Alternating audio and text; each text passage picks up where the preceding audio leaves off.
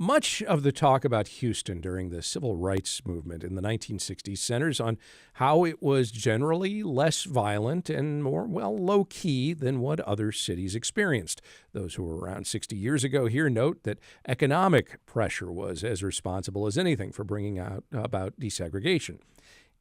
It's a genteel perspective. It may also understate some of the strife and injustice that occurred routinely here, just like in much of America. Maybe lost in that historic narrative is the behavior at times of the Houston Police Department 6 decades ago. A new book explores police violence during the civil rights movement with some focus on HPD and efforts within it to undermine activism of the era. Joshua Clark Davis is the author of Police Against the Movement, The Sabotage of the Civil Rights Struggle and the Activists Who Fought Back. Joshua Clark Davis, welcome to Houston Matters. Good morning. Good morning. Thanks for having me, Craig. And as we chat, we welcome you to our conversation with any questions or comments at 713-440-8870 or talk at houstonmatters.org. You can also post on our video stream on Houston Public Media's YouTube channel. What led you to want to learn more about and then write about policing during the civil rights movement?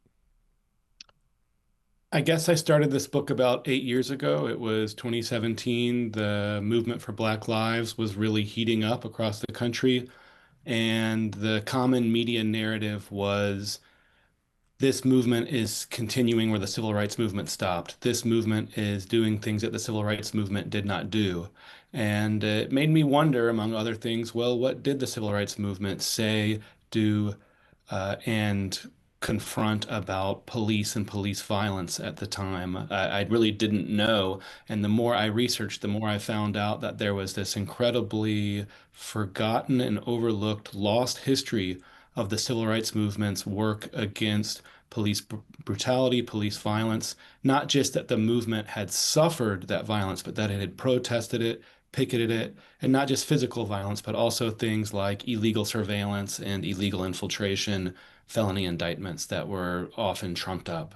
There are lots of cities in America and lots of police departments that you could have focused on. You chose to focus on Houston, among others. What made you want to look into what the Houston Police Department was doing and its relationship or at times antagonism towards activists here in the Houston area?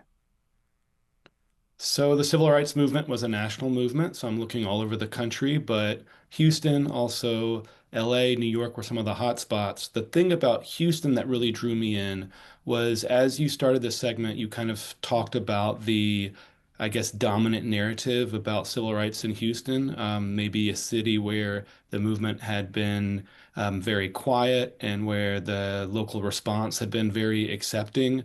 And what I found was that in Houston, especially by the police department, the city's response against the civil rights movement was one of the most forceful and one of the most violent in the country. It wasn't just physical violence, it was also the fact that the police department heavily surveilled the civil rights movement, especially in the years 1966, 67. It was things like the police department had a massive SWAT style raid on the campus of Texas Southern University at TSU, where tragically a police officer was killed by a ricocheting bullet that was never determined where that bullet came from. It was things like just the mass arrests at TSU that spring. It was things like arresting the activist Lee Otis Johnson for a single joint of marijuana and putting him into prison for 4 years.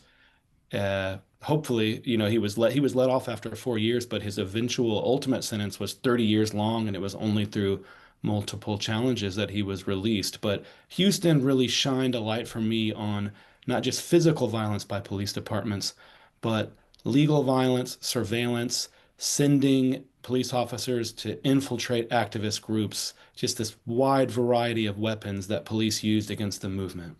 To research some of this and some other things that you turned up, you headed to the Houston Public Library's archives. What did you find there? That's right. There were kind of two collections that really stood out for me. One was, what we call a photo morgue. It's all the old photos back when we had things called newspapers. Yes, we still do, but when people really bought the paper version. And the Houston Public Library and the HMRC, I think it's the Houston Metropolitan Research Center, although I believe their name is now slightly different. They have an incredible collection of Houston Post photographs. Also, what I've found very, very fruitful were the mayoral papers of Louis Welch, because he had dozens and dozens and dozens of Houston Police Department surveillance memos about the civil rights movement. And those police surveillance files are very, very difficult to find. And that was a gold mine, seeing all the things he had been copied on and how much the mayor, police chief, also Herman Short, local district attorney, how all of them were just intent on stopping the civil rights movement from taking root in this city of Houston by 66, 67. This is Houston Matters. I'm Craig Cohen. We're talking with University of Baltimore historian Joshua Clark Davis about his new book, Police Against the Movement, The Sabotage of the Civil Rights Struggle and the Activists Who Fought Back. HPD is among the departments Davis documents attempting to disrupt activists in the 1960s.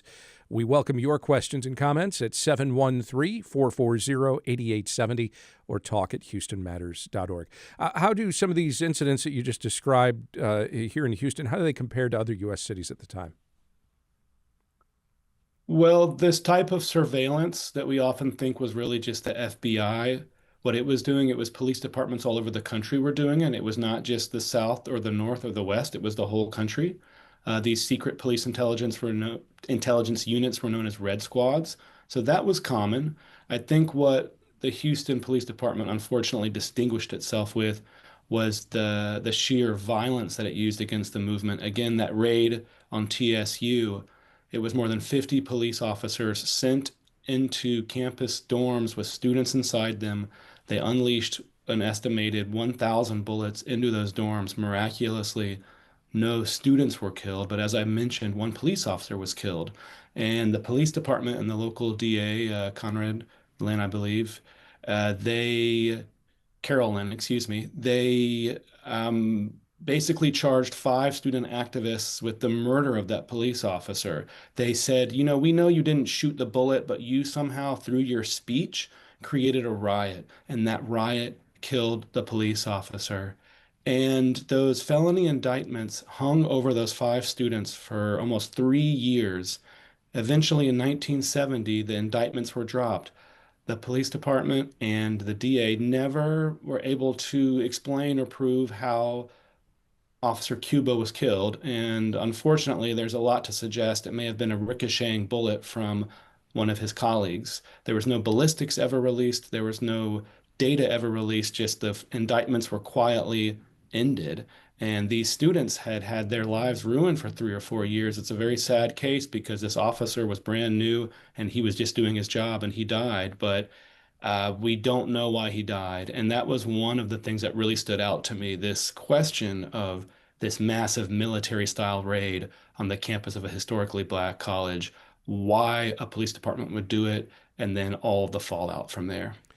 Do you see parallels between then and now as we watch the way ICE is operating today and its immigration crackdown in cities across the country? Yes, I think what is really unsettling right now is that we're seeing a revival of these techniques that were used against the civil rights movement today. And yes, on the one hand, it is physical violence that might be caught on camera that then goes viral, but it's also what we might think of as legal violence or slow violence. And by that, I mean extensive surveillance. I mean things like attempts to defame or slander people in professional capacities, attempts to claim that someone's ideas make them dangerous and subversive so much that they have to be removed from public life. The possibility that technologies are used to infiltrate and monitor what peaceful activist groups are doing in exercising their constitutional right to free speech. And so those similarities today are very concerning to see, how they were used also 60 years ago, bringing felony indictments against peaceful protesters and using that as a way to try to cripple protest movements. These are very old and very dangerous techniques that can be used by law enforcement against peaceful protesters. Considering that you started this project 7 or 8 years ago, as the Black Lives Matter movement was really gaining momentum.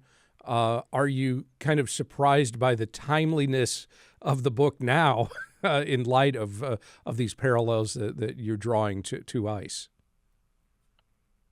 I am, because the timeliness has changed in certain ways. I think one thing that's been disappointing and frustrating has been to see how much attention Black Lives Matter has lost from the general public, how much support it has lost. Obviously, the movement really peaked in 2020 and how fierce of a backlash there's been. What surprised me has been to see this acceleration of federal and, yes, local attacks on all sorts of protesters, right? So not just BLM protesters, but also increasingly people who are protesting these immigration raids, people who are protesting even things like any number of causes, Stop Cop City in Atlanta, Palestinian solidarity, just this broad application of, I guess, anti-subversive, anti-radical methods, which really are treating peaceful protesters as though they are enemies of the public, enemies of the state, and dangerous. Joshua Clark Davis is an historian at the University of Baltimore and the author of Police Against the Movement, The Sabotage of the Civil Rights Struggle and the Activists Who Fought Back.